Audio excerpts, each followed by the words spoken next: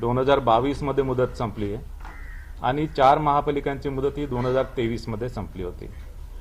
जालना आणि इचलकरंजी या 2 नवनिर्मित महापालिका आहेत आणि त्यांच्या संदर्भात पण आज मी माहिती सांगणार आहे.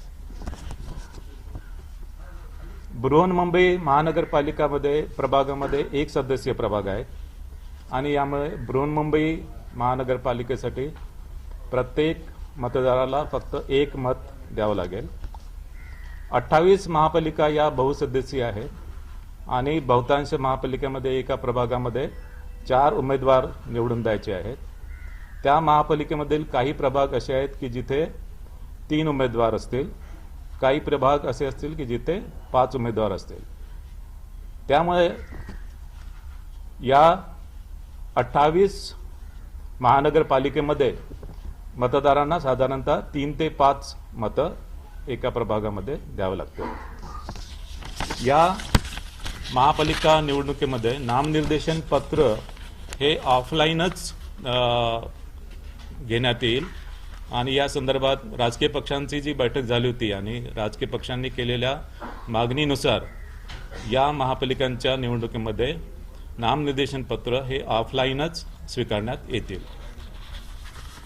जात वैधता पडताळणी संदर्भात राखीव जागावर ज्यांना निवडणूक लढवायची आहे त्यांना जात प्रमाणपत्र व जात वैधता प्रमाणपत्र त्यांना सादर करणे आवश्यक आहे. मात्र जात वैधता प्रमाणपत्रासाठी सादर केलेल्या अर्जाची सत्यप्रत किंवा अन्य कोणताही पुरावा त्यांनी दिला तरी तो ॲक्सेप्ट केला जाईल.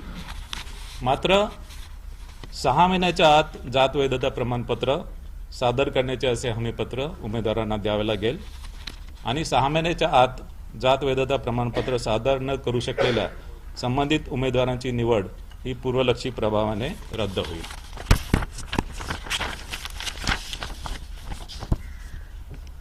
या निवडणुकीमध्ये एकूण मतदार हे 3,48,78,017 असणार आहे. त्यापैकी पुरुष मतदार 1,81,93,666 असतील. स्त्री मतदार 1,66,19,755 असतील आणि इतर मतदार 4,590 असतील. या निवडणुकीमध्ये 39,147 इतके मतदान केंद्र निश्चित करण्यात आलेले आहे. ही निवडणूक इलेक्ट्रॉनिक वोटिंग मशीनच्या माध्यमाने घेतली जाईल आणि त्यासाठी कंट्रोल युनिट 43,958 असतील, बॅलेट युनिट 87,916 असतील. बृहन्मुंबई महानगरपालिकेसाठी मतदान केंद्र एकूण 10,111 मतदान केंद्रे निश्चित करण्यात आलेली आहेत.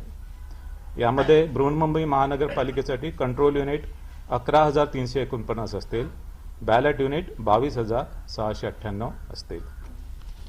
या निवडणुकीसाठी जी मतदार यादी वापरणार आहोत त्यासाठी 1 जुलै 2025 ही अधिसूचित केलेल्या दिनांकाला असलेली मतदार यादी यासाठी वापरत आहोत आणि 1 जुलै 2025 ही मतदार यादी ही प्रभागनिहाय विभाजित करण्यात आलेली आहे आणि ही मतदार यादी ही भारत निवडणूक आयोगाकडून घेतलेली मतदार यादी असल्यामुळे या मतदार यादीमधील कुठलेही नाव डिलीट करणे किंवा कुठलेही नाव त्यामध्ये ॲड करणे याचे अधिकार राज्य निवडणूक आयोगाला नाही आहेत. मात्र चुकीने एका प्रभागामधील मतदार दुसऱ्या प्रभागामध्ये जर गेले असतील ते बदल करण्याचे अधिकार आहे. टंकलेखनामधल्या किंवा लेखनिकांच्या काही चुका असतील त्यासुद्धा दुरुस्त करण्याचे अधिकार आहेत आणि विधानसभाच्या मतदार यादीमध्ये नाव आहे मात्र प्रभागनिहाय मतदार यादीमध्ये नाव नाही आहे ते सुद्धा नावं संमलित करण्याचे अधिकार असतील. या निवडणुकीसाठी मतदार यादीमधील संभाव्य दुबार मतदारांची